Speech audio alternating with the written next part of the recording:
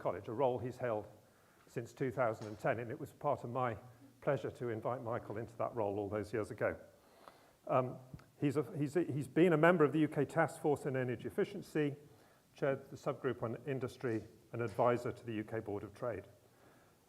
He's a sought-after speaker, so it's great to have him here this evening. I know that he's going to give us a response to a previous lecture, which we're looking forward to hearing. He's already told me he's going to offend me, so I'm looking forward to your offense. But as Michael will do it, he will do it eloquently, elegantly, and with clear evidence. So I'm looking forward, Michael, to that. So it's really my pleasure and my privilege to invite Michael Liebreich to deliver the 2024 Energy Futures Lab annual lecture. Michael, over to you.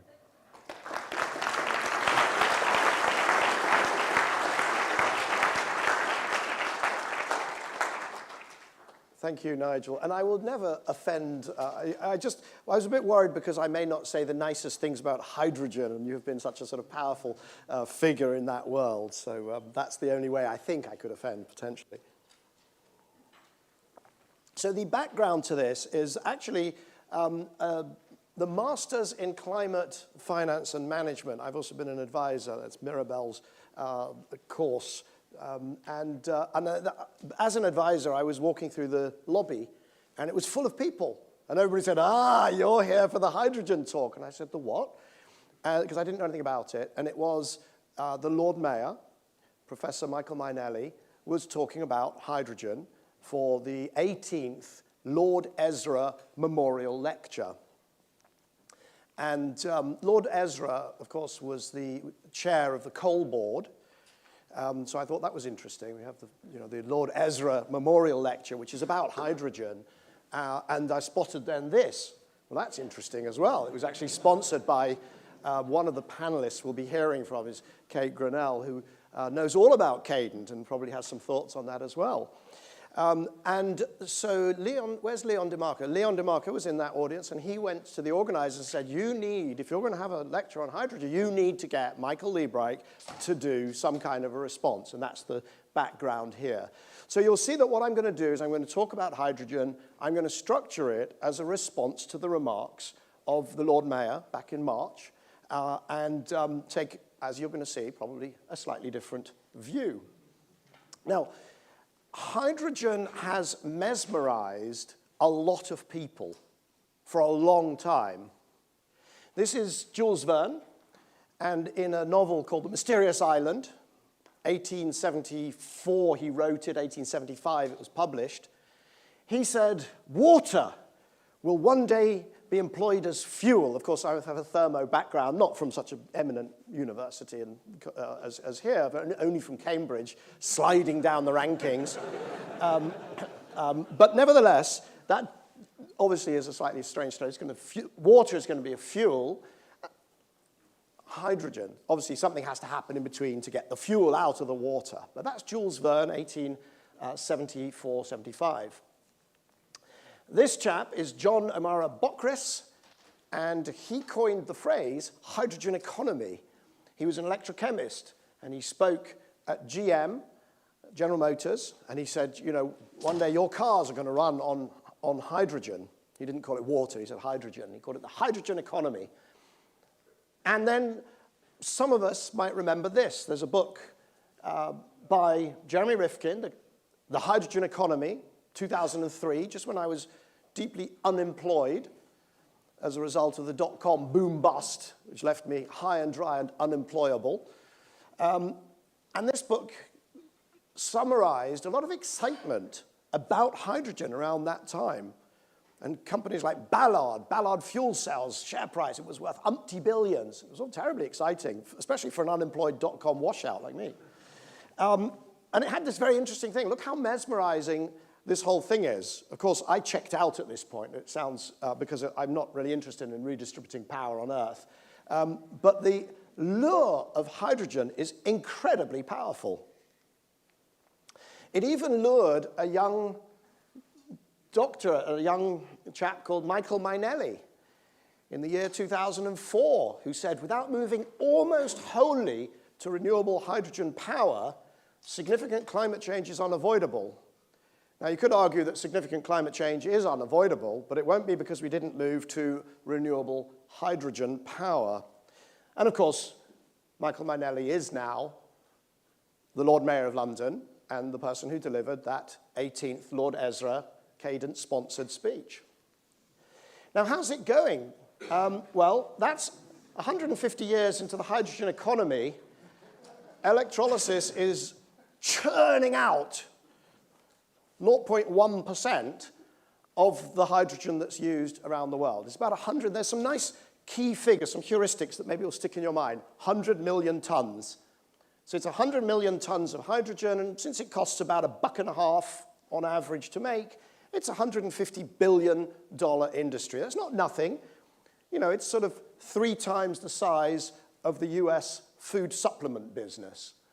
So, you know, hydrogen is significant, and 0.1%. And by the way, if it's 0.1% electrolysis, that's not green hydrogen, that's just electrolysis hydrogen.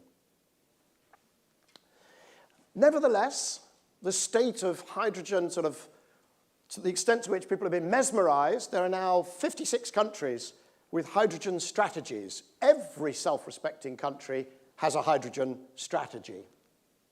So you have, for instance, in Japan, actually the first country to have a hydrogen strategy and the first country after the oil shock to go all in on hydrogen. And you have the Prime Minister there shifting to and developing a hydrogen society. So hydrogen economy, hydrogen society, it's kind of the same thing, at least in my mind. It's critical for achieving decarbonization. There's Ursula von der Leyen, the EU. Hydrogen is the natural starting point. Now, one of the things that's kind of fun is I have a podcast called Cleaning Up. And I've had 160 guests or so, and the tagline is leadership in the age of climate change. And I've had all sorts of really extraordinary people come on. I've had everybody from the woman who glued herself to the Shell headquarters to the person who develops the Shell scenarios. I've had Tony Blair, I've had Tony Abbott. I try to get everybody in, and it's, you know, if you haven't listened, please do, because I have a lot of fun, and my co-host Bryony Worthington, who's now over on the West Coast, we try and get the best guests, and we try to challenge them. And a couple of the guests are in that picture. They're in the grey suit. That's Yorgo Chatzimarkakis, head of Hydrogen Europe. Fantastic episode. I strongly recommend you listen to it, or you can watch on YouTube. And just to the right, Marco Alvara, who's going to make a short cameo a bit later in this presentation. Germany. Hydrogen, the gas of the future. And now we're starting to see, what does the hydrogen economy mean? You see there, you've got industry, heating, and fuels. Hydrogen society, hydrogen economy doesn't mean we'll just do a bit more hydrogen. This kind of industrial gas will grow a bit, we'll use it for a few things. It means we're going to use it, it's going to be pervasive through the economy. Right? Industry, heating, and fuels. And there's part of the thinking which is, because we'll use hydrogen for a few things, there's all this synergy and it'll sort of take off like digitization or electricity. Unpredictably, it's going to feed on itself and we're all going to go hydrogen. It's going to be great. Scholz also said, we'll create a huge boom. And I normally don't show this because it's sort of almost irrelevant for what we're talking about, except that the Lord Mayor did show this photograph and said, well, only 36 people got killed. It could have killed 96, but it only killed 30. So I'm sort of obsessive about safety. You'll find that out as well. And I think Kate, whom I've worked with on a few safety issues, will know that. And you know, every self-respecting politician seems to have been mesmerized by this whole hydrogen thing. Now, this one's interesting. This is Jennifer Grannell, Secretary of Energy in the US, and she says it's the Swiss Army knife, right? Hydrogen economy, hydrogen society, and now we get the Swiss Army knife of zero carbon technologies. And Bill Gates says some people refer to it as a Swiss Army knife. And I'm quite proud of this because I think he's talking about me. Because I've been using this. I actually stole this meme from a guy called Paul Martin, who does astonishingly good work. Paul, if you're watching this, thank you, at least for the meme, but also for your work. And the Swiss Army knife is fabulous. It's a great analogy because you can indeed do all sorts of things with clean hydrogen. Transport, heating, chemical feedstock, it's a building block for chemicals, all sorts of things, land transport, air transport, everything. The problem is, the good news is the analogy is perfect. It's perfect because we've all got Swiss Army knives, right? And we don't do with them everything we could.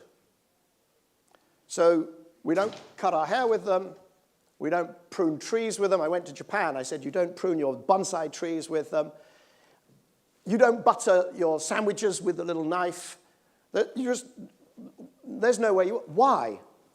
And the reason is there's almost always something cheaper, safer, and more convenient.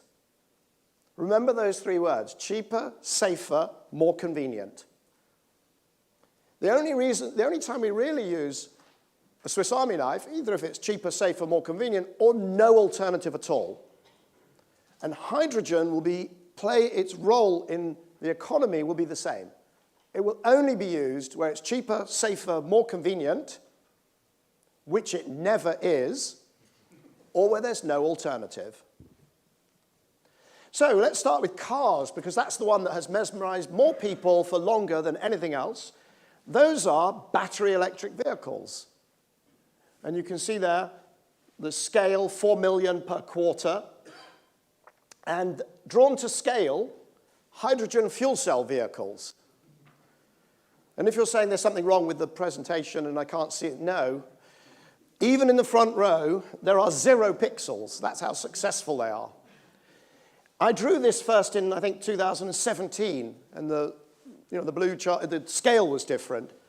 It looked the same. And I said, I will draw this, I'll keep it up to date, I'll do this for 10 years, as long as you want, and it will always look the same. Because the scale will keep going up, and whatever fuel cell vehicles achieve, you still won't be able to see them. I was asked, why do you hate hydrogen? I don't hate hydrogen. I don't have emotions towards elements on the periodic table, you know.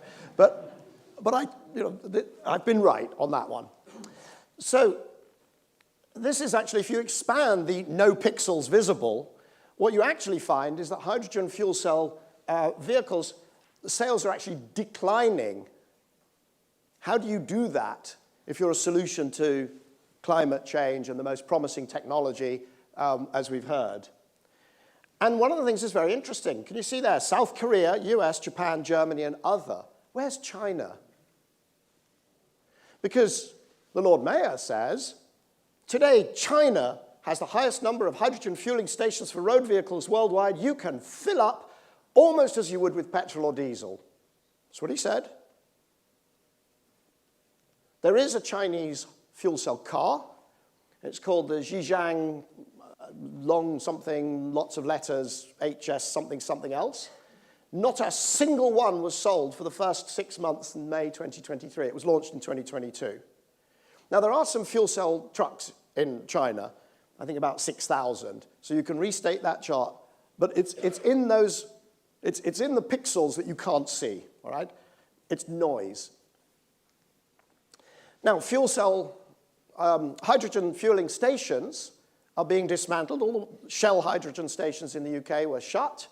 Then you've got these ones, which are California stations, shut. Denmark, the stations were shut.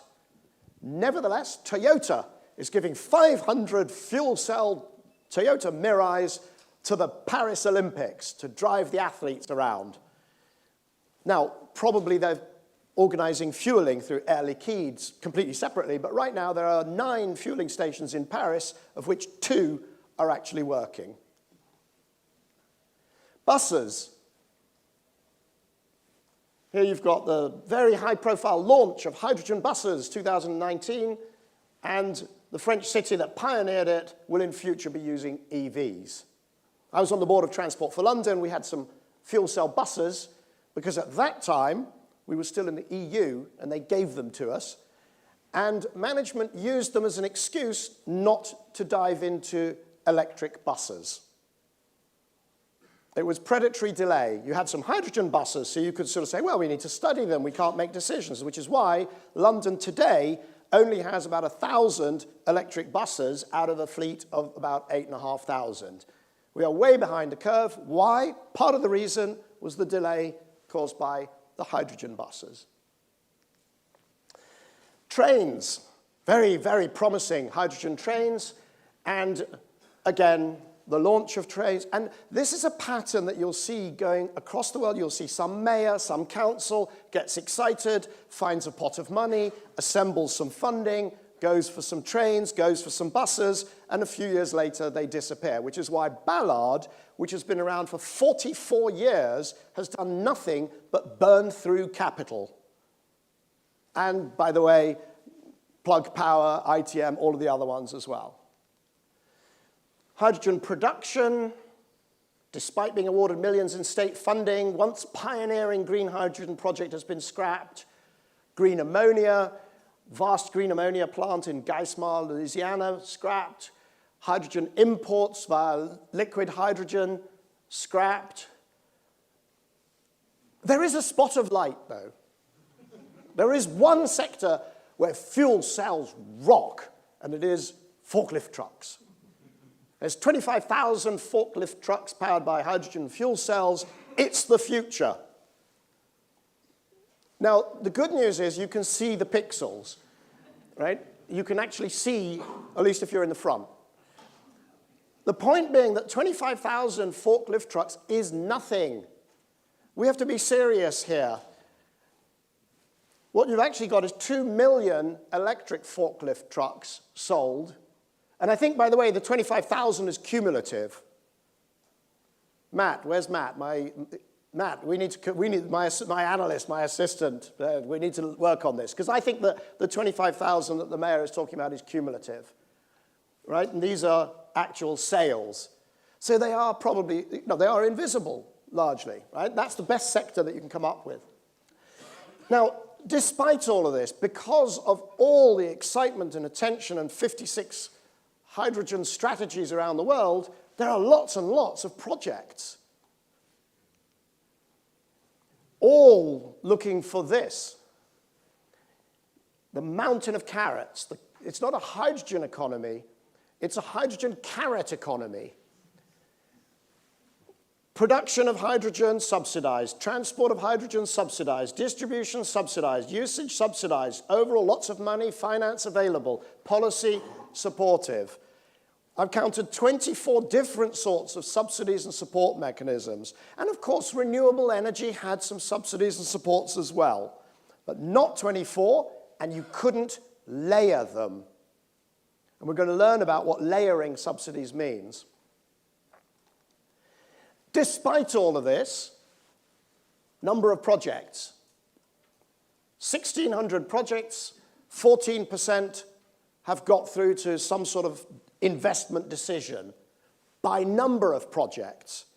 When you do it by the volume of hydrogen, it's 1%. In other words, the little projects, those cute little trains and buses that don't really work, they're getting approved. But the big projects that could actually perhaps move the needle on the climate, they're not even getting approved. They're not getting funded. 1%. And blue hydrogen, of course, that's natural gas with the CO2 taken out, 7% have been approved. The electrolyzer industry has built capacity to deliver 54 gigawatts worth of electrolyzers per year. The orders this year are going to be 4. Also, something like 7% capacity utilization, and red. They're all bleeding red. I should say they're all still bleeding red, because they've been doing it for decades. Now, the question that we have to ask is why? Huge aspirations, mountain of carrots, lots of projects, and nothing happening. Why? So I was at McKinsey. McKinsey is intimately bound up with it. When there's the history of hydrogen is written, there'll be a whole chapter for McKinsey, for their work with the Hydrogen Council, generating a lot of the excitement, working on a lot of the strategies. So I was at McKinsey, and I learned to do an arrow across the top of charts.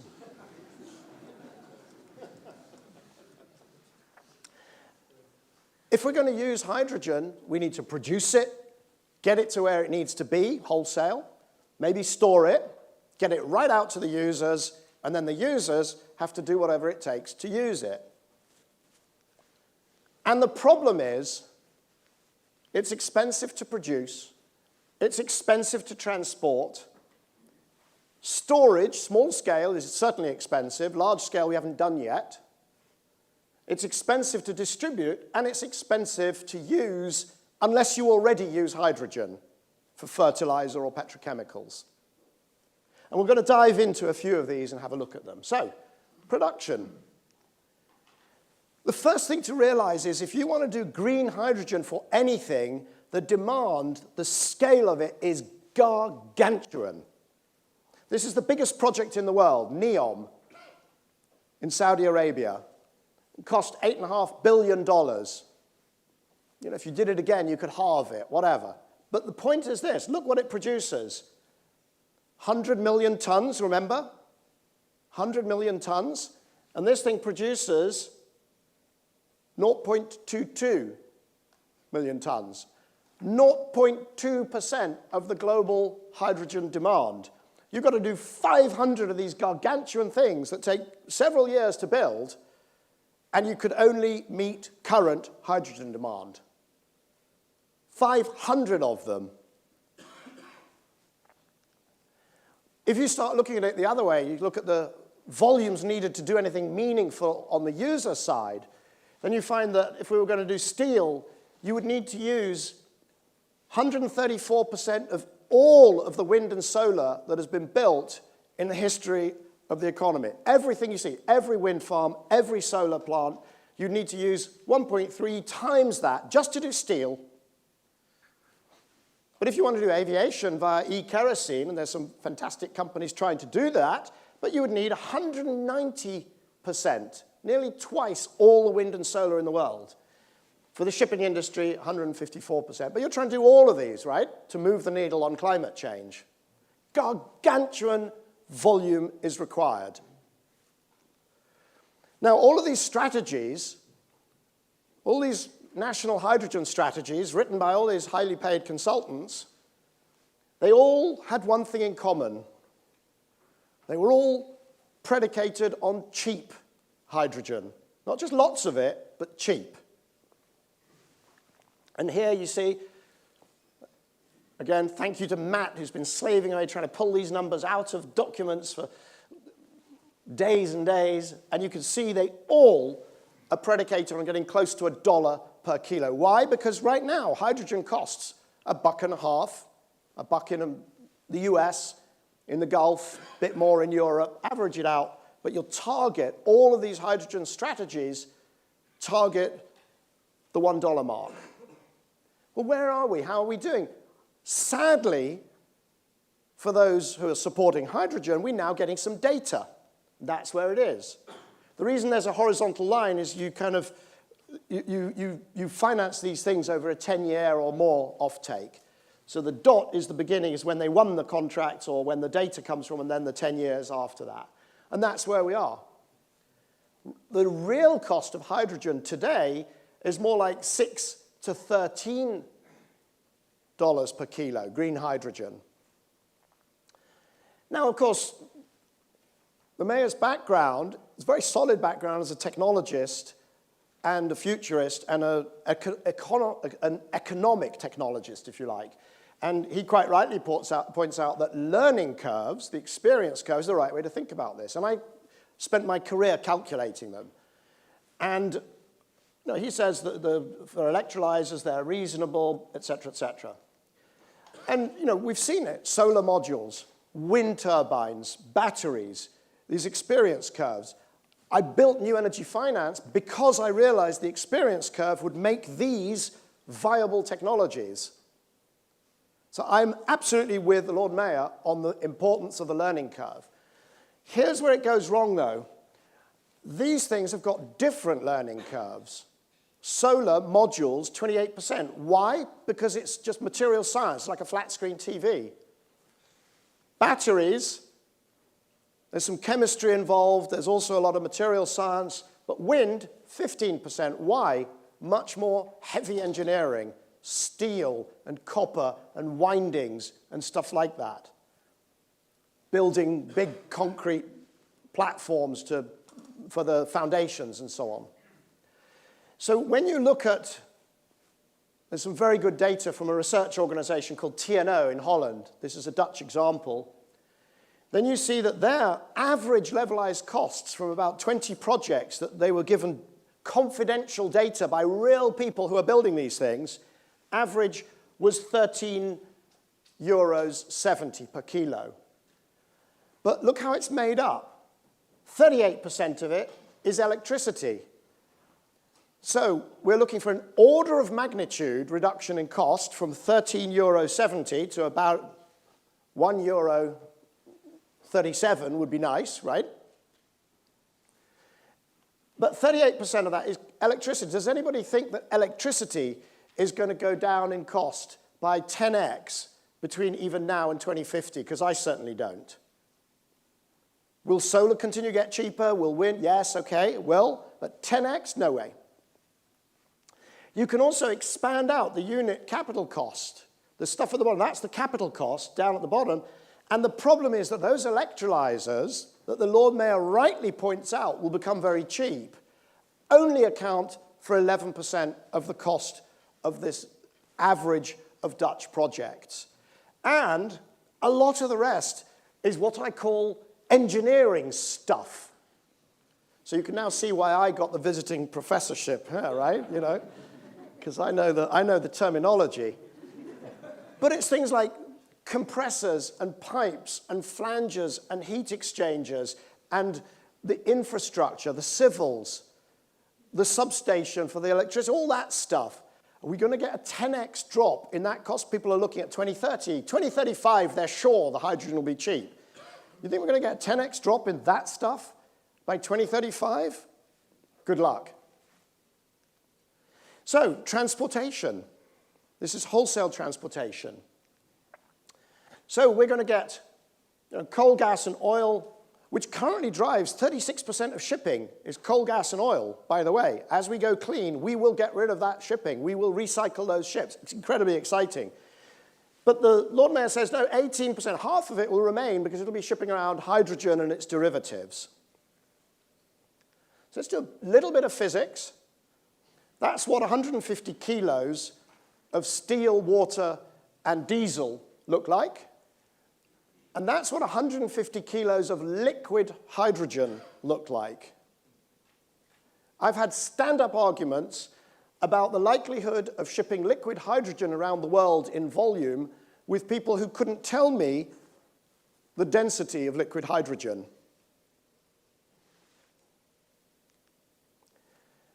Now, the Lord Mayor, knowing that I'm skeptical, not skeptical, I have ruled out, I've said there will be in the energy system no more than homeopathic amounts of liquid hydrogen used for anything.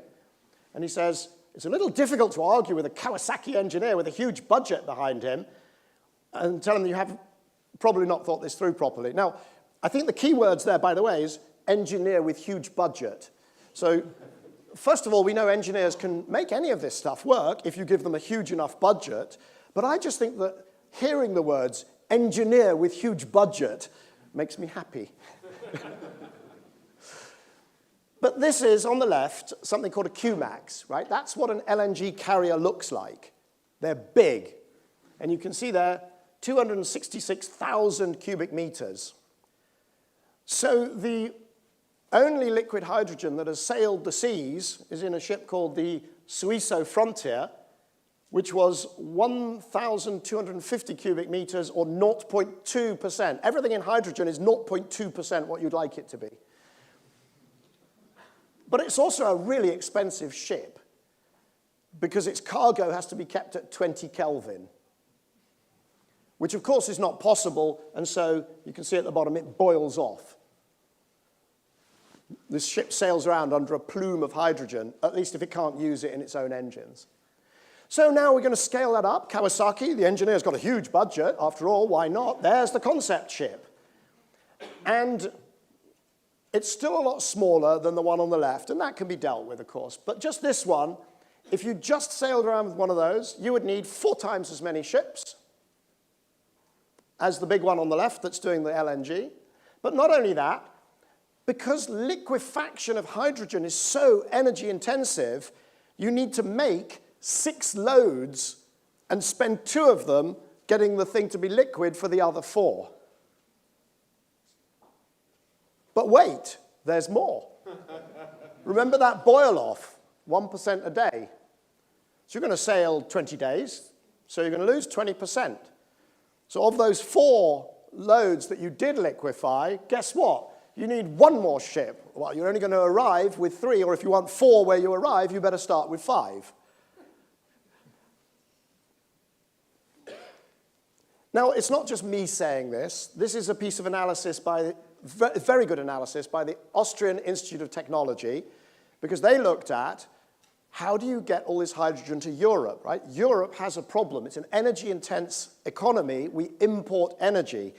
Austria has a primary steel industry, right? And they're under huge pressure to stop doing what they're doing right now, which is continuing to buy Russian gas. So this is very good analysis, but what you can see there's the price up the left. If you want to get your hydrogen for 3 to 12 euros per kilo, remember, still more expensive than the 1.5 or the €1 that you're aiming for, the only way to get it via imports is via pipeline. The only way. So they agree, shipping, look at the numbers, are simply uneconomic. Catastrophic, by the way, for the European economy if we really did try to do this. Now, of course, all of the aficionados say, well, you know, Michael's just taking, he's gaslighting us. He's gaslighting. It's a straw man. We're never going to import liquid hydrogen. We know that. We're going to do ammonia. Then we're going to turn it back into electricity. And they can cite all those projects that you saw. Lots of them are about ammonia. We're going to do ammonia from Canada. Chancellor Scholz, Justin Trudeau, they signed an agreement. They said it's a hydrogen agreement, and then they had to do spin and reputation management. Say, no, he meant ammonia. Japan, they're going to be co-firing with ammonia. This is the sort of process diagram, and you don't need to understand or follow much of it at all, though of course you do, because this is Imperial, second best university, or best university in Europe. All you need to know is this: end-to-end efficiency, 20%. So if you start with Canadian wind, 5 units, only 1 arrives. Now, I didn't study economics, but I know that that's likely to mean that the electricity is at least 5 times more expensive when it arrives, given that you're throwing away 80% of it. But that only works if there's no maintenance and capital is free. So call it 10 times, call it 7 times, make up a number. But if Europe has to rely on this, it's also catastrophic. But of course we can do methane. We can do e-methane.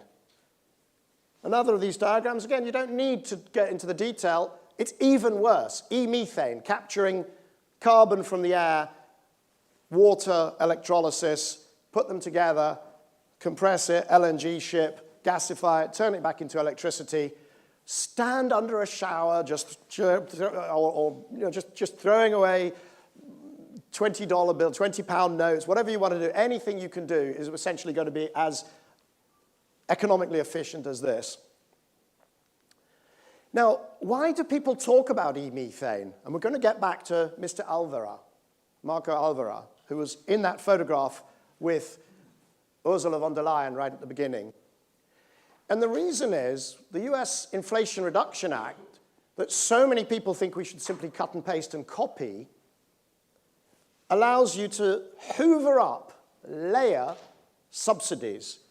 You get subsidy for producing renewable electricity, subsidy for turning it into hydrogen or using it to electrolyze hydrogen, subsidy to capture carbon, and if you do import it into Europe, you then get an exemption from the EU ETS. But there's more subsidies because the solar panels might be made in a factory that benefits from IRA, or you might benefit from the Infrastructure Act in the US. So the total subsidies, just the direct, just the absolutely easy to identify ones, $75 per million BTU. Is that a lot? Natural gas in the US today is trading at about $2 per million BTU. $2 is the value of the commodity.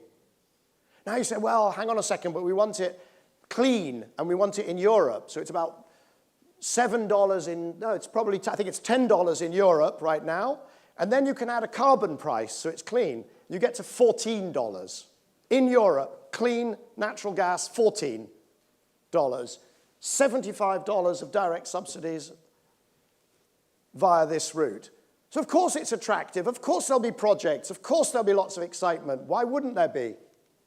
And Mark Alvera came on my podcast. I think he was going to persuade me that this was real, that this was a thing, that I should support it, we should be excited. And he even said the quiet part out loud. There's a lot of money to be made in layering all the different subsidies. He's a carrot farmer. You get a subsidy for capturing CO2, you get a subsidy for producing renewables, you get a subsidy for producing hydrogen, and guess what? You can export that molecule to Europe or to Japan. Is that really how we're going to deal with climate change? So anyway, storage. Small scale, we deal with energy storage. We have familiar ways of storing energy in our lives, things like gas cylinders or batteries. The hydrogen you can store, you've got 700 bar. An aqualung is at 200 bar, but it also doesn't have the nasty characteristics of hydrogen and brittlement and so on. It's basically, you can do it, it's expensive.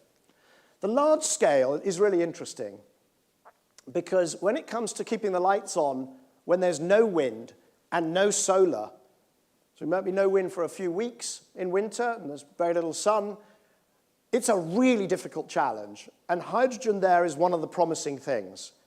And luckily, there's a number of ways that we could store either hydrogen or a derivative. And this is genuinely promising area to work on.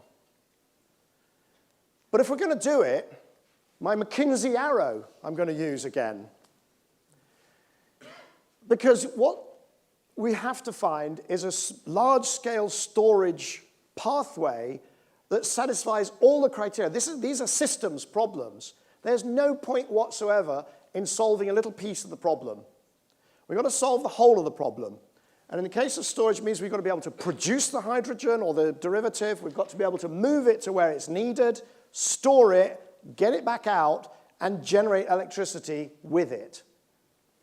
And so there are a few promising ways of doing that, but there are none of them that are perfect. And none of them are cheap.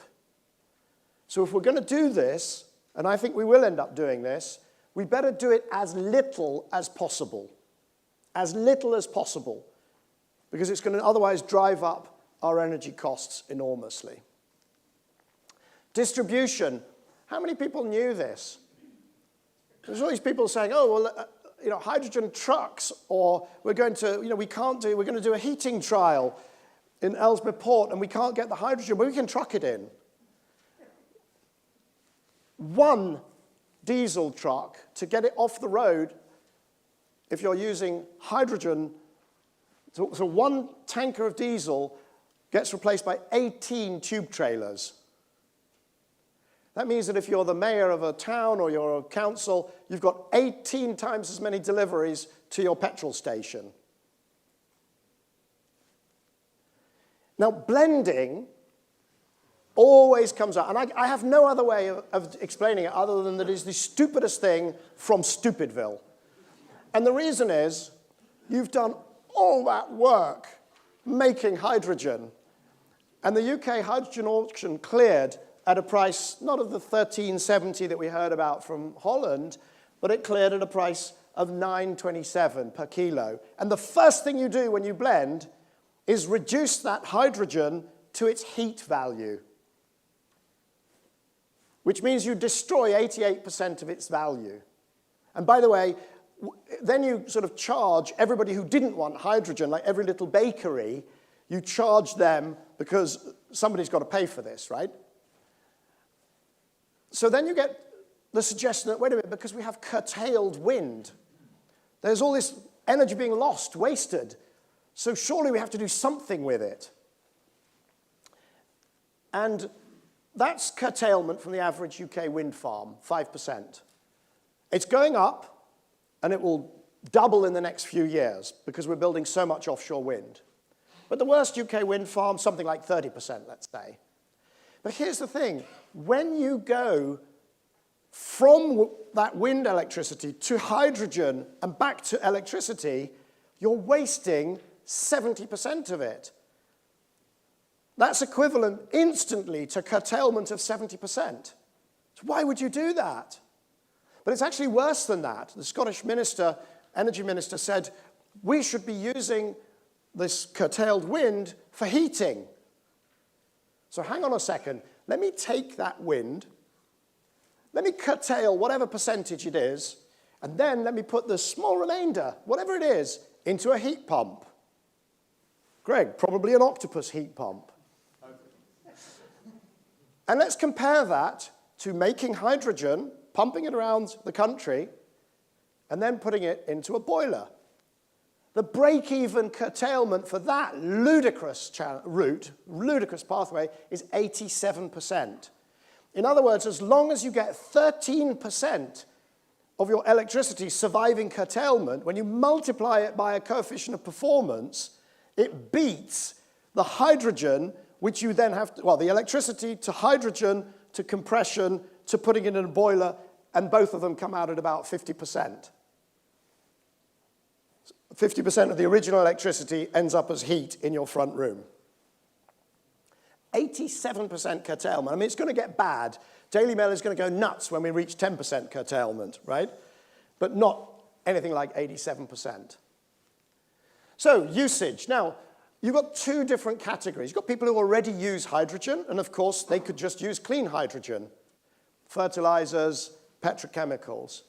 But where it gets really expensive is when it's new uses. Why don't we use those cars? Well, setting aside the sort of upstream stuff about efficiency, which I think we've already dealt with, the fact is hydrogen fuel cell cars, and this is where I might offend Nigel, so close your, don't listen, la la la, they're worse cars. Look at the one on the left, hydrogen, the one on the right, look at the number of parts, look at the complexity. Right? You can't fold the seats down because it's full of hydrogen canisters. It doesn't accelerate as well. It needs more maintenance. If you want to take a fuel cell out of a Toyota in a garage, the manual for how you do that is 280 pages long. Because it starts with, first vent your hydrogen.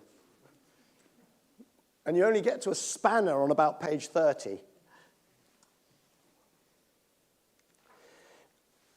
There is a reason in physics for this. By the way, nobody should say that generative AI isn't changing the world. Look at that. It's changed my life. Actually, Matt. I can't see where Matt is. Matt's in the room, but he did this. It's fantastic. ChatGPT. There we go. There we go, Matt. Well done. That's great. ChatGPT. But engineers are brilliant. Engineers with big budgets are even more brilliant, right? And you could get an engineer with a big enough budget to make a Formula One steam-powered car. It wouldn't win any races, though. And the reason it wouldn't is it's the wrong powertrain, it's the wrong system, it's the wrong fuel. And so to pretend that we got cheap solar, so we must get cheap hydrogen, it's kind of equivalent to saying, we broke the speed of sound, so we'll break the speed of light. They're just different. Now, the Lord Mayor, to whom I'm responding, was very excited because last year Kawasaki unveiled the first hydrogen-powered motorcycle prototype. On this, he is simply incorrect because there's the Kawasaki, and there was this. Some people here will remember Intelligent Energy. And they had a fuel cell motorbike, hydrogen fuel cell motorbike, and that in the middle is, because it was so long ago, is Gordon Brown helping to launch it. And there's a reason why it didn't succeed. It's a bad motorbike, all things considered. Now, hydrogen trucks Everybody's still excited about hydrogen trucks. Except, this is Patrick Pouyanné, he was giving testimony under oath to the French Senate, and under oath, of course, he had to actually tell the truth. Perhaps more people in the hydrogen world should give testimony to the Senate. We decided to invest in a European network of hydrogen filling stations for HGVs, but I'm not sure we got it right. Now, what happens is everybody's very concerned about the weight of hydrogen vehicles, the weight of hydrogen trucks. They think this is a showstopper.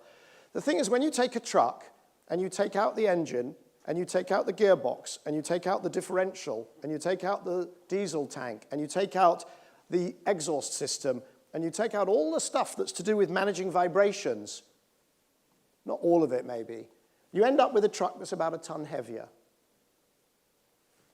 And sure enough, all of the major manufacturers of trucks are launching electric trucks. And up there, Pragma Charge is a company that I have incubated to provide charging for them. Heating. Kate's excited now. This is yours. Okay, hydrogen heating. So this is the hydrogen-ready boiler that's being marketed so heavily by the UK gas industry. What they don't tell you is this. The only safety protocol for a hydrogen boiler in the UK involves knocking a 4-by-4-inch hole in the wall of every room with a hydrogen appliance or significant pipework. That's what HSE says. And engineers who've worked with hydrogen will tell you why. But this is not new news. This is something I discovered, actually. The world's first hydrogen safety regulations from 1824 also said you need continuous ventilation independent of the will of the workers there employed. The workers there employed, by the way, is me in my kitchen if I have a hydrogen hob. Now, a few years ago, there was a report into how much it would cost the UK to move to hydrogen heating. It was H21 North of England report, and it concluded, well, it's only a 6.6% increase in bills. The number went viral, it's all over the place at the time. But what they did was they took 3.8 million households in the north of England, converted them to hydrogen, and spread the costs over all 28 million homes in the UK. I don't know which consultancy they used, but I don't consider that legitimate. Now, if you go to page 448 of the same report, you discover something very interesting.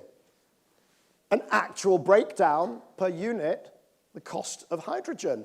And you discover that actually it drives up the cost of the fuel by a factor of 2. Your utility bill would double if we all moved to hydrogen.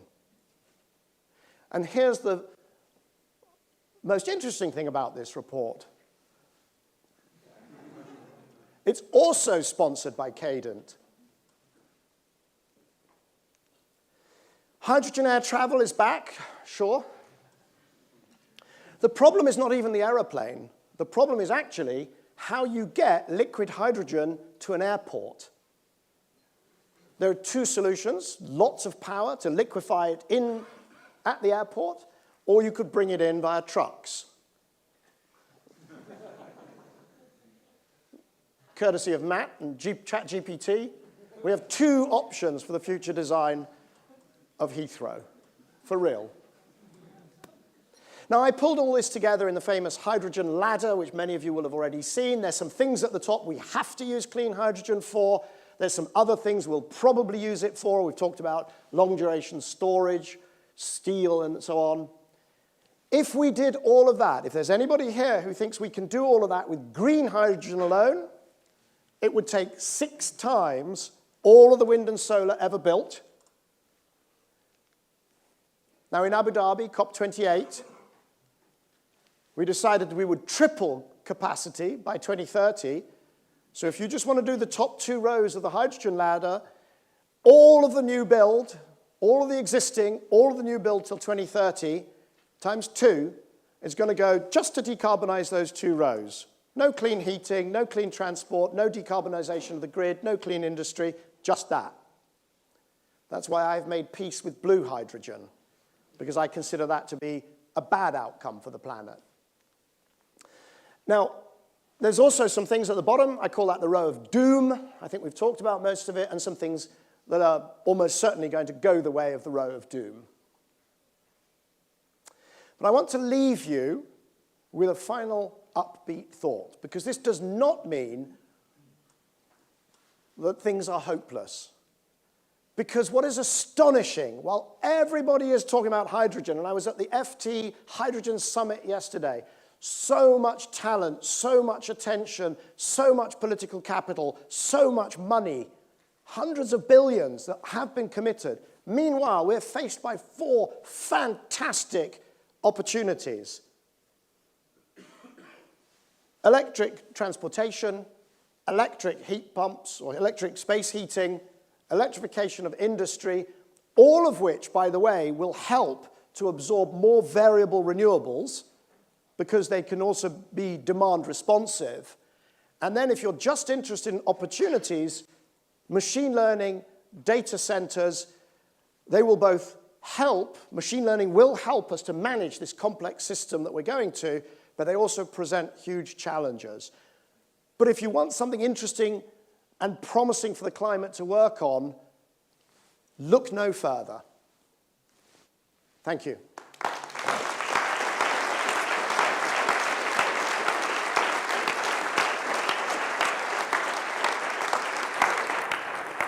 Okay.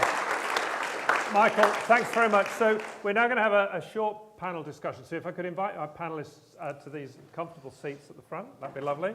And Michael will be part of that.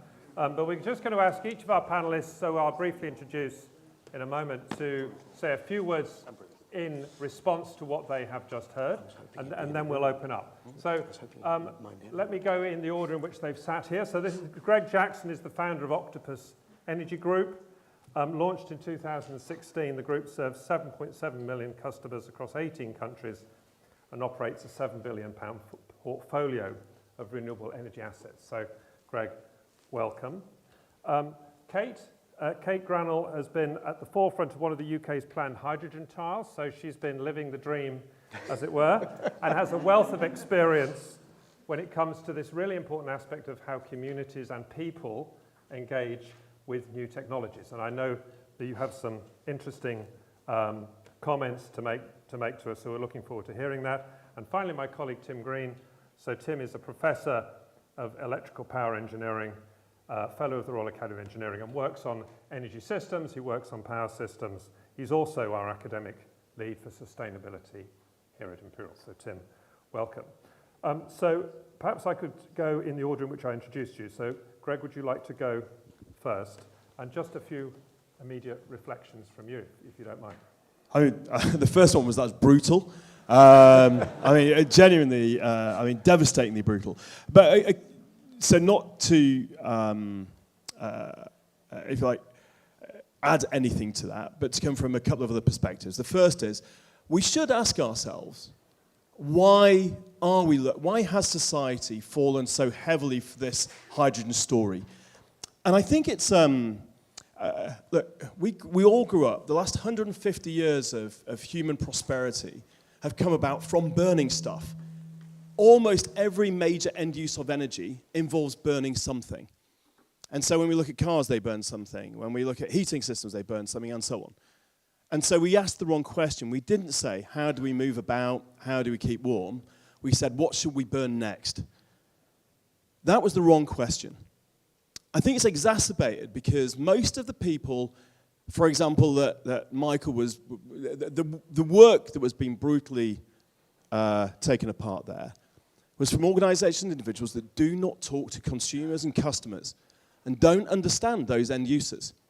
So let me talk a little bit about that. First of all, I mean, we're lucky enough, we serve 7 million people directly in the UK alone, 1.5 million more overseas, with energy. And we've asked ourselves always, what would happen if we'd never had fossil fuels in the first place? Because people are pretty inventive. We would have created solutions that enable us to live the life we live today, just without the climate change, and by the way, without the 10 million deaths a year that occur from local air pollution, and all of the other negative externalities of fossil fuels. And so the question you say is like, how would you run on a purely electrified society where most of our electricity comes from renewables until we've got something better? Michael mentioned a few times there variability and volatility. What we found is fascinating is that if we give consumers price signals, we give them cheap electricity when it's windy and sunny, they don't consider that a negative. Right? It isn't true that they just want to switch the lights on. They want cheap power. And no one's ever had the opportunity for cheap power before because we build this system that's the equivalent of flying planes with just one person sitting in them and charging accordingly. But when we give people a chance for a bargain when it's windy and sunny, you know what? It's not everyone wants to do it, but I think 50% of all of our customers with a smart meter do it. And in return, they get cheaper power. But in doing so, they also make it cheaper for everyone else because we don't need to worry so much about filling the gaps. There's less demand at times when there's less supply. And we take this further, you know, like if you've got an electric car, you can just plug it in when you get home, and we will optimize the charging.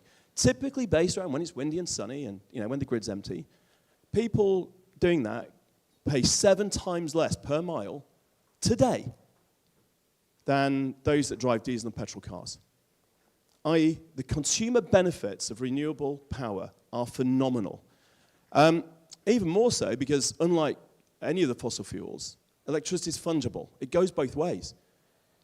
Now, when people have got an electric car that we can discharge back into the grid or the house, we give them 13,000 miles a year of free driving because we can fill the battery up with cheap electricity off peak, empty that onto the grid at peak, and then with money we've made, refill the battery with cheap electrons for driving.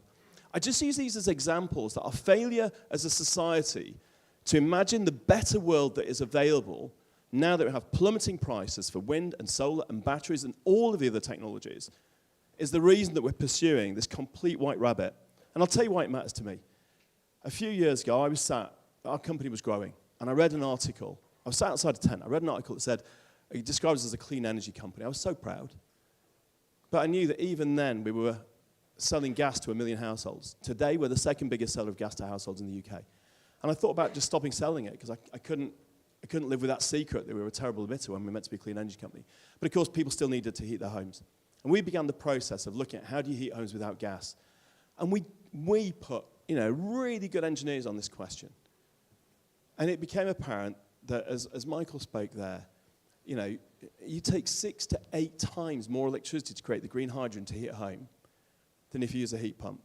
I'm sure you all know that heat pumps generate 3 kilowatts of heat for every kilowatt of electricity they use. 4 kilowatts if they're ground source. 5 kilowatts if they're water source.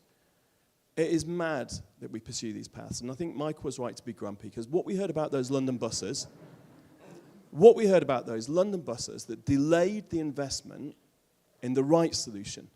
This is the equivalent of we're sailing on the Titanic, we ain't got enough lifeboats to begin with, and then most of the people that should be getting passengers on the lifeboats are fucking around playing instruments, and we're all going to drown. Oh, sorry for the language. I am so sorry. It's before 9 o'clock. This is a family-friendly show. Okay.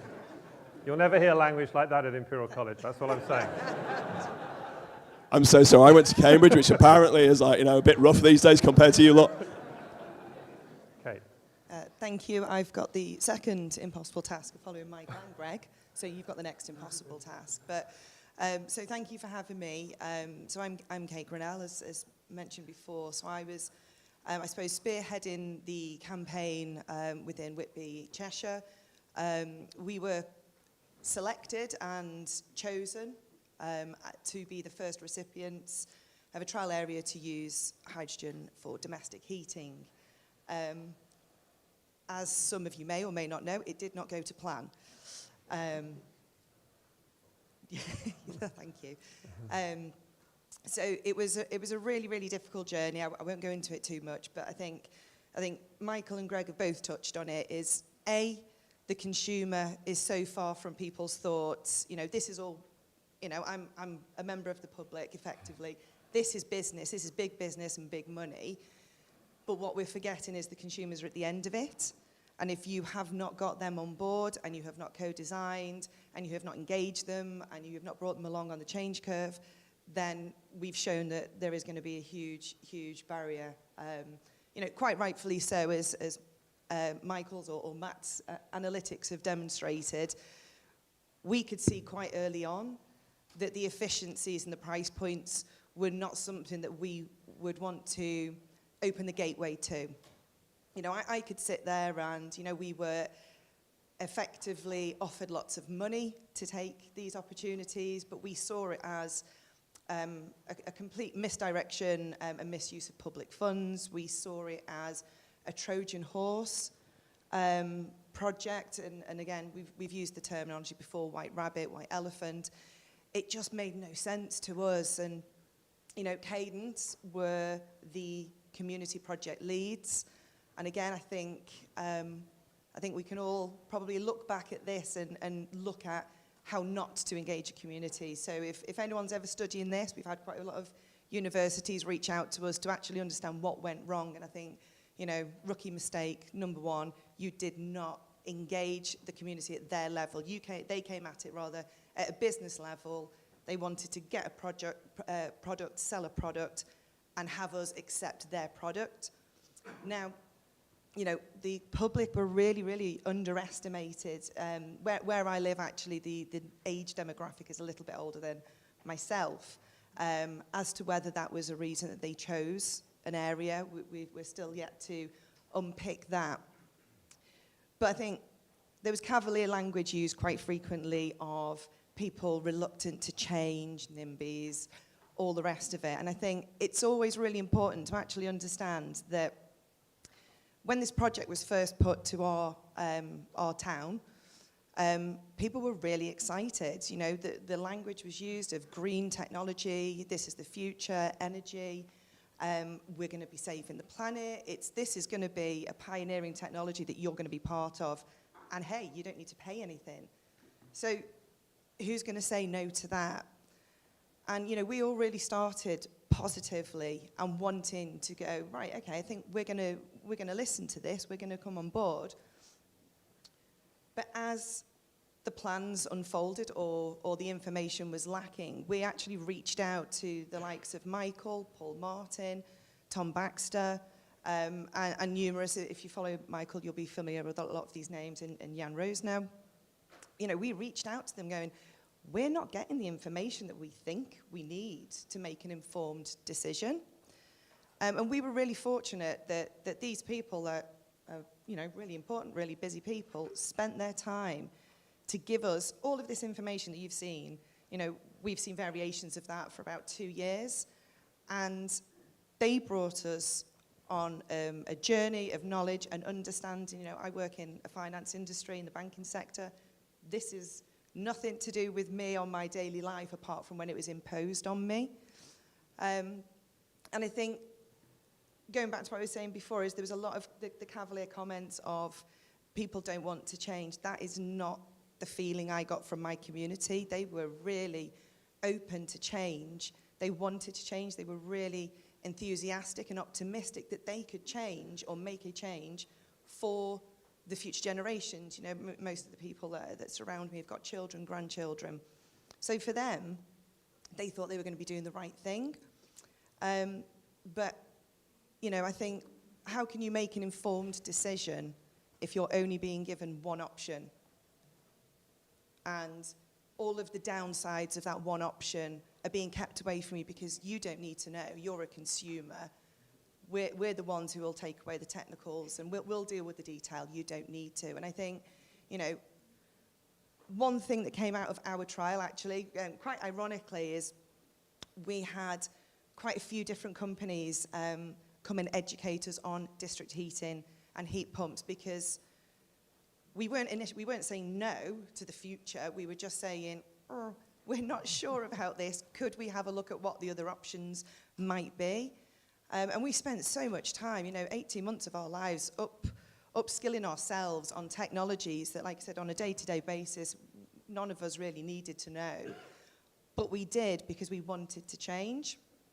And I think one thing that came out of it is the community were really positive in the fact that if there was an opportunity to do a community district heating or community heat pump trial, then that is absolutely something that they would want to do. And going back to, 4x4-inch holes smashed into your wall for ventilation, doors being undercut. There was a variety of issues with these plans, between health and safety and cost. And I think, when it comes down to it, I didn't go to university, but I did not need to go to university or be well educated to understand that inputting 4 or 5 units of energy into a process and coming out with one is bad math, right? So if that's what it takes, and I've not only do I only get 1 unit at the end of it, I have to pay for that processing of the 4 or 5 units to start with. No, that does not sound like good economics to me. So I'll pass over to Tim. Thank you.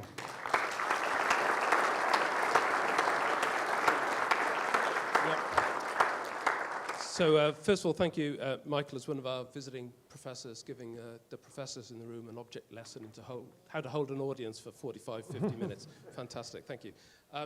In the usual way, I had a little list of things I thought I might say, most of which goes in the bin because you covered it or demolished it. A few things remain which I don't want to pick up on, which I thought were really interesting. So first is, what have we got to build? So we did a study a couple of years ago looking at how much renewables would we need to build in the UK to hit a 2035 net zero electricity system. We'd need to build 4 to 5 times as much wind as we presently have. That's an astonishing build rate in the next 15 years. And then you need the electrical transmission and distribution networks to support that. The other thing you need to do is build a lot of energy storage. That's interesting because you've got this variable renewables, you've got what people want to do. How do you match the two when famously electricity is a super perishable good? So you rely on energy storage to do some of that demand matching.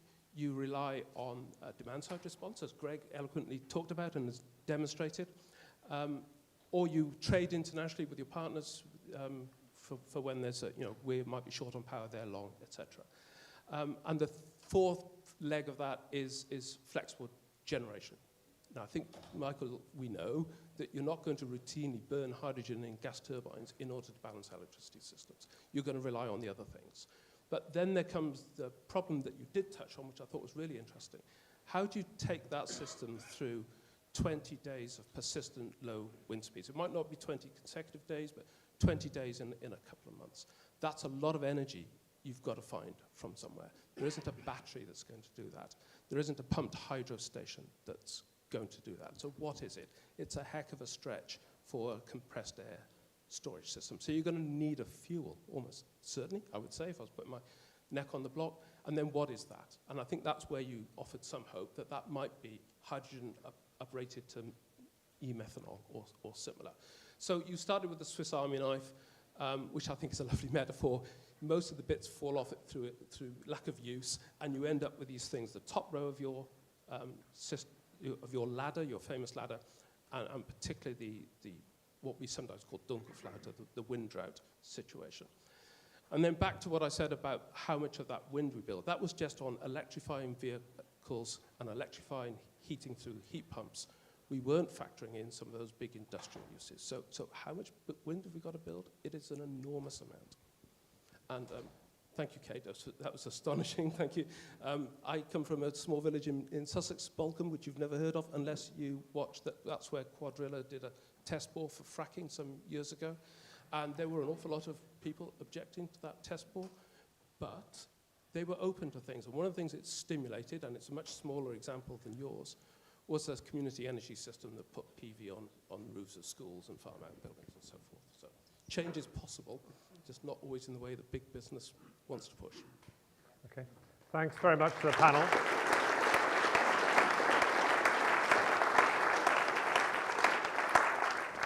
We'll be open for questions, but let me just also make a comment at the start, right? So Michael knows I work in this area, and I wasn't offended, because actually I don't disagree with anything you said. So I've worked in hydrogen-related technologies for the last 40 years of my life, which is quite a lot of it now. And as a community, we can do ourselves a disservice. I think any technology can do itself a disservice if it markets itself in places where it's not well suited. And I think in recent years, and I've been through various waves of enthusiasm and despair, and then enthusiasm.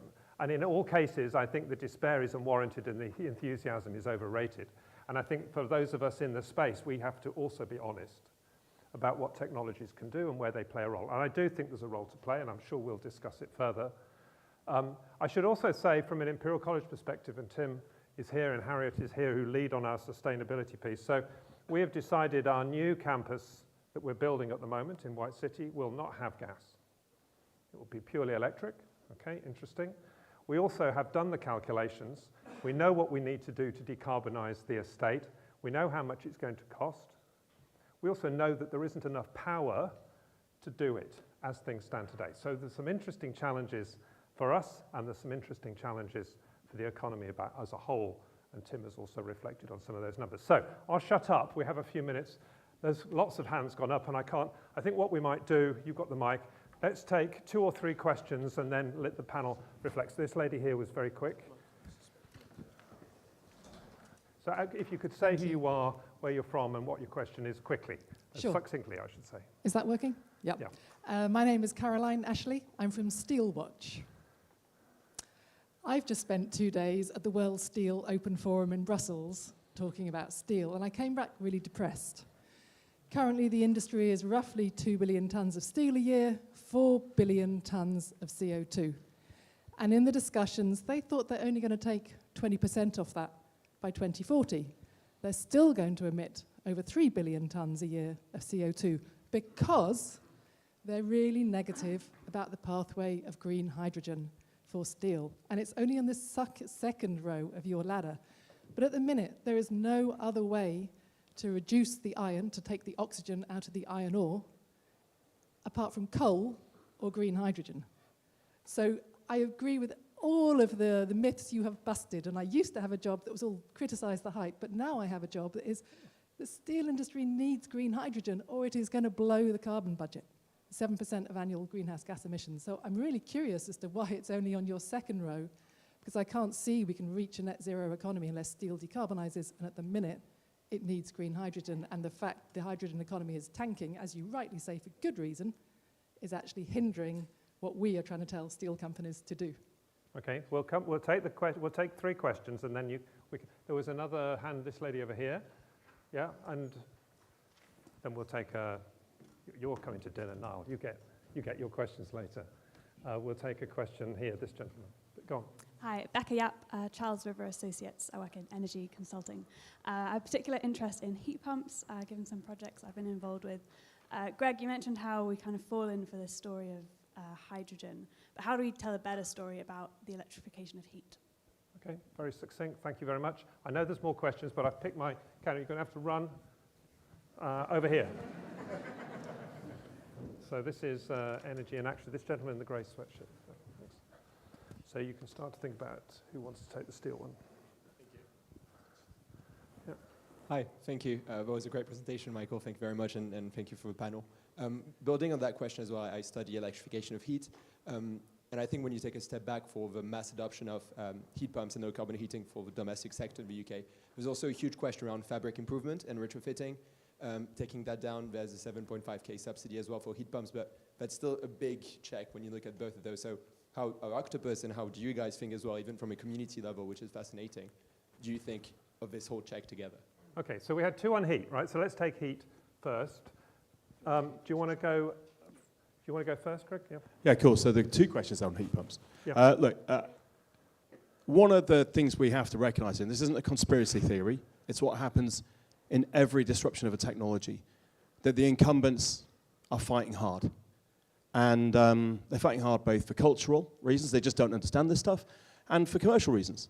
So for 160 days in a row, one particular national newspaper carried negative stories about EVs. And they're doing the same with heat pumps, right? So to tell a positive story about heat pumps, you're swimming against a very powerful tide. But the good news is you have economics and physics on your side. I think the first thing is you don't have to be a heat pump fundamentalist. One trick of incumbents is they hold new technologies up to a level of perfection they don't themselves achieve. So I often hear heat pumps won't work in every home. I mean, I'm so sorry I can't swear, Nigel, because my goodness me. Very good, very good. Keep going. Yeah. In the UK, 20% of homes don't have gas. So, straight away, if comparing heat pumps to gas, they're probably more universal. But, we've got work to do. Heat pumps are too expensive to buy, too expensive to install, and too expensive to run. Taking those one at a time. The hardware for heat pumps, like at the moment, the UK is a particularly challenging market because we tend to heat our homes with radiators.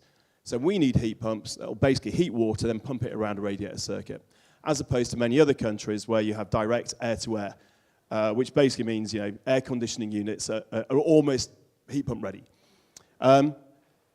Companies like ours have started investing in the manufacture, and already we're seeing the cost falling. So a commercial heat pump in the UK might at the moment, for a typical house, cost about £3,000 to buy. We can now make them for less than £2,000. We'll get that down to £1,500. We'll keep getting it down from there. You've also got a simpler distribution network. Currently, heat pumps, because they're a smaller industry, typically go through quite a lot of layers of distribution. Eliminating that and going direct, we can reduce the cost by 50% versus where it is today and more. When it comes to installation, another sort of policy error, I think, of the past was we had big subsidies to put heat pumps into complex, expensive houses, ones that were already hard to heat with gas. Right? 40% of UK people live in the typical sort of 3 and 4 bed semis, and they're almost heat pump ready. If they've got a water cylinder, we can do a like-for-like replacement on a heat pump in 2 days. And by the way, if we use a high-temperature heat pump, just using a different refrigerant, you don't need any change in radiators, piping, or insulation. It runs at the same flow temperature or higher than even the most inefficient gas boilers. And then on the running costs, essentially is again a policy perversity that electricity carries all of the carbon, all of the environmental and social levies. Gas, the fuel that is actually damaging the environment, it pays 20 times less tax in the UK. But even with that crippling taxation issue, it's already cheaper to run a heat pump in the vast majority of UK homes if you have on any form of dynamic tariff. And I talked about the importance of understanding that earlier. So it's already becoming cheaper. I think we'll get to the point pretty soon where that £7,500 subsidy isn't needed. It might be 5 and then 2.5 for typical UK homes. And finally, heat pumps aren't the only solution. For those very few homes that aren't heat pump fixable, resistive heating as part of a full electrification will be far cheaper than any nonsense about using hydrogen to heat homes. And in between these, communal heating, district heating, and building heating with large ground source arrays and a variety of other solutions can really reduce costs very sensibly for a big swathe of UK housing. And between it, we've got better solutions. The really interesting is when people try it, they prefer it. So surveys show that 7 out of 10 people with a gas boiler are satisfied with their system, and 8 out of 10 with a heat pump.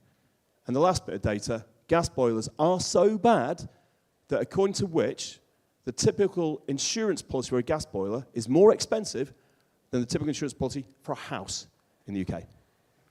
Okay. Anyone would think you were a good salesman, but it's very impressive. And you are, but well, very clear as well. Okay, did you want to just add anything? No, okay. Steel, Michael, do you want to take the steel question? I want to deal with steel as well. Okay. I wasn't going to do steel, just a couple of quick remarks on heat pumps. I think the high-temperature heat pump is a game changer. For all the horror stories that plumbers and others will come out with, you need to change every pipe in your house and every radiator. Largely nonsense in the first place, but high-temperature heat pumps help. And Nigel mentioned our plans for our campuses, challenging. Some of our buildings are listed and single-glazed and difficult.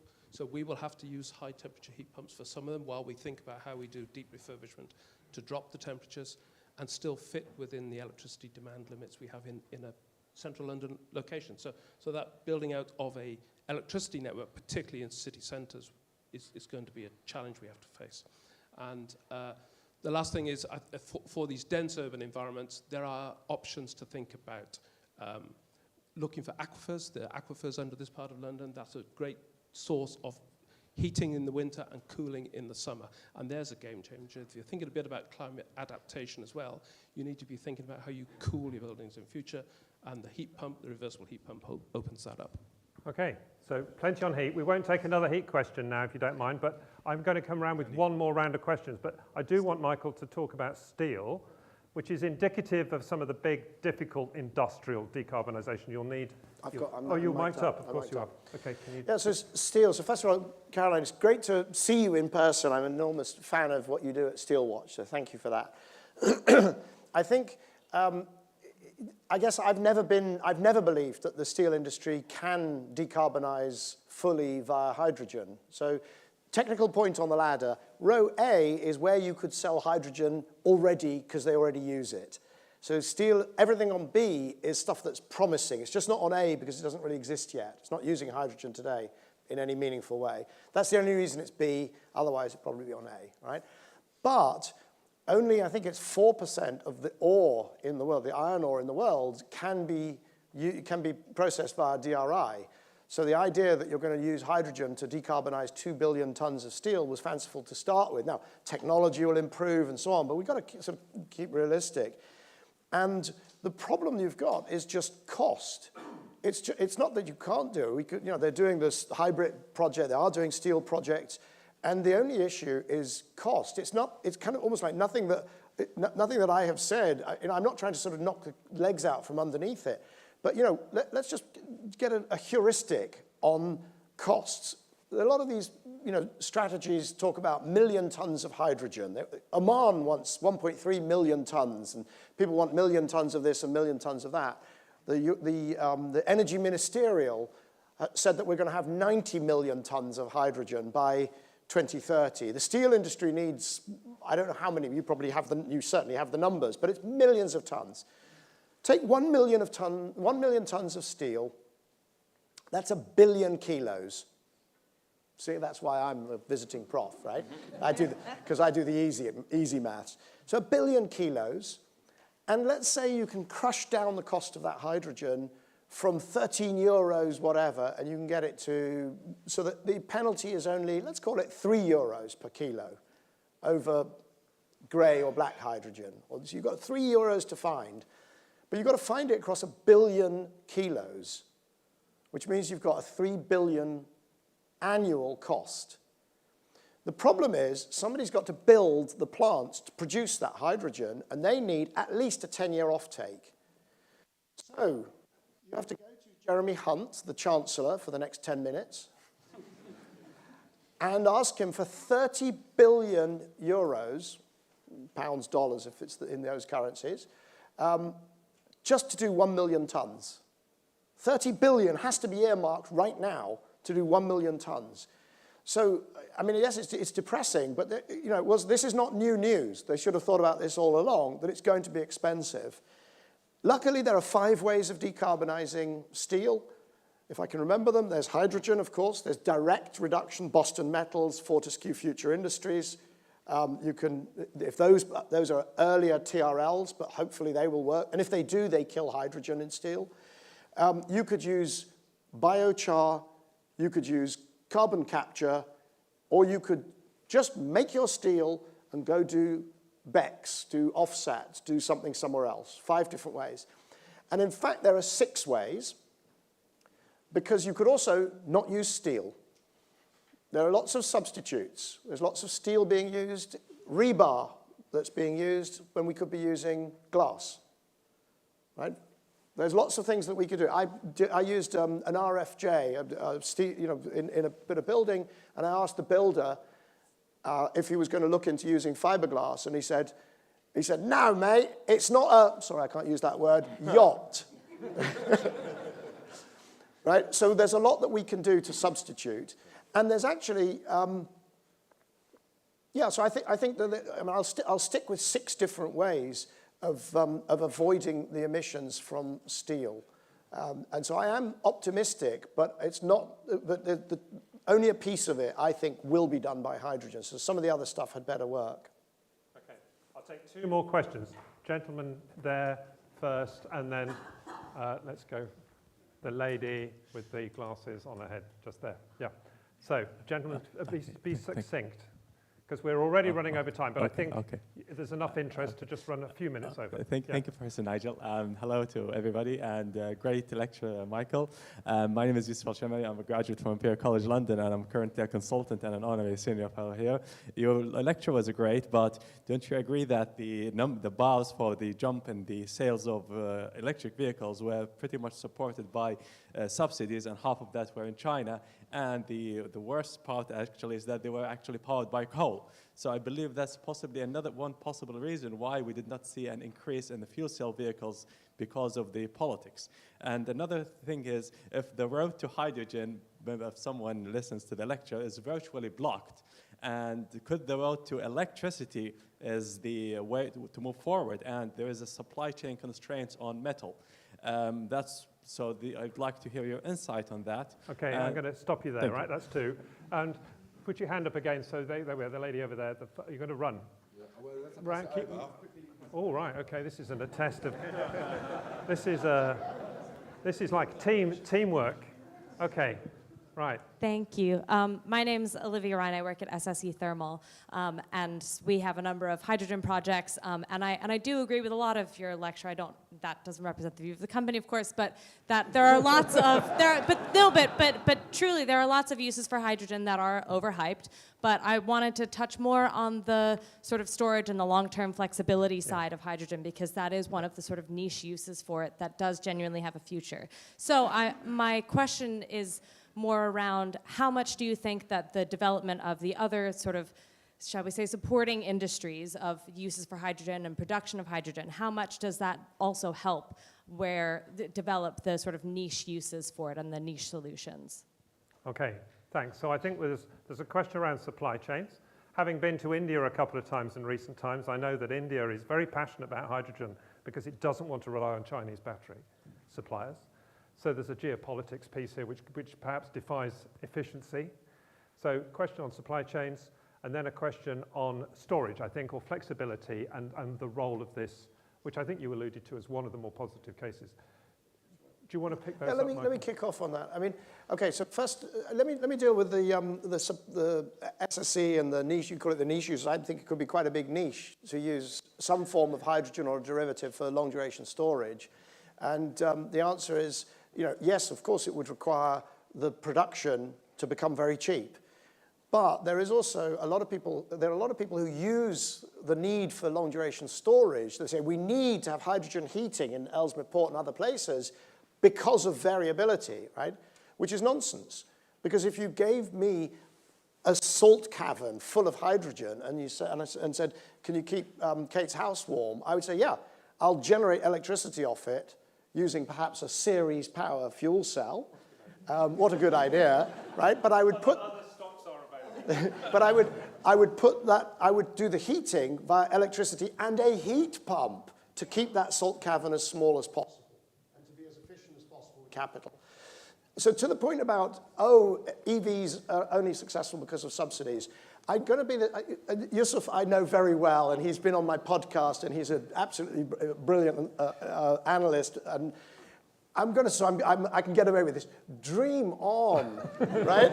This is exactly why, if you look at the countries that are having this slowdown in EVs, it is basically the countries that make small petrol and diesel cars. It's Italy, it's Germany, and they are simply trying to protect their, and Japan, they're trying to protect their internal combustion industry, and they will fail. Just look at this is supposed to be the slowdown year. It's only growing by 20%. Internal combustion engine cars peaked in 2017, have no chance of ever returning to growth. And the need for subsidies, as it did with solar, starts high and falls away. If you put some of your wonderful Saudi oil into a power station, generate electricity, and use it in an EV, that EV will drive further than putting the oil into the car, right? That is the transformation. And resistance is futile. Now, let me talk about the supply chain, because there is also an enormous amount of fake information being put out about this supply chain and the lack of minerals and so on and so on. So first of all, there is no shortage of minerals. There's a supply chain that needs to be built. The cure for high costs of minerals is high costs because people invest. Copper, when we first started mining it, 7,000 years ago, we were using ores that were 30% and 20%, and now we got down to 0.5%, 0.6%. The curve of output has always gone up, and the quality of ores has always gone down. And if we can't get enough copper, we'll use aluminum or aluminium, since we're here. And I've invested in a company called Magrathea Metals that's going to make magnesium out of salts, and that's going to substitute into aluminium or aluminum if you're over there. And one final thing on batteries, a fun fact or a fun thought, which I just find completely extraordinary. All of the forecasts for minerals assume, they rely on this fact that there's only 5% of lithium-ion batteries are recycled, which is false. Right? I did a fantastic episode of the podcast, Cleaning Up, with Mr. Mellin, Hans-Erik Mellin, the greatest expert. The number's already 90%. The 5%, go listen to the podcast, it's an extraordinary story. But here's the interesting thing. You mine some critical minerals, you put them in a battery. You use the battery for 10 years. You recover, let's say, 90%. You recover 90%, right? And then you make a new battery. And guess what? Technology has improved by more than 10%. So those minerals that you mined 10 years ago, next time round, they provide more energy service than they did before. And in 10 years' time, rinse and repeat. These are forever minerals. They provide the energy services for as long as we can improve technology faster than the losses in recovery, right? That is an astonishing thing, and it's completely missing from the life cycle carbon assessments. It's completely missing from the mineral requirement assessments. And all it takes is some fantastic academics to write a paper with me about this. So, Michael, I think that's a fantastic note on which to end. Can we please thank Michael in particular, but all of the panelists for their contributions.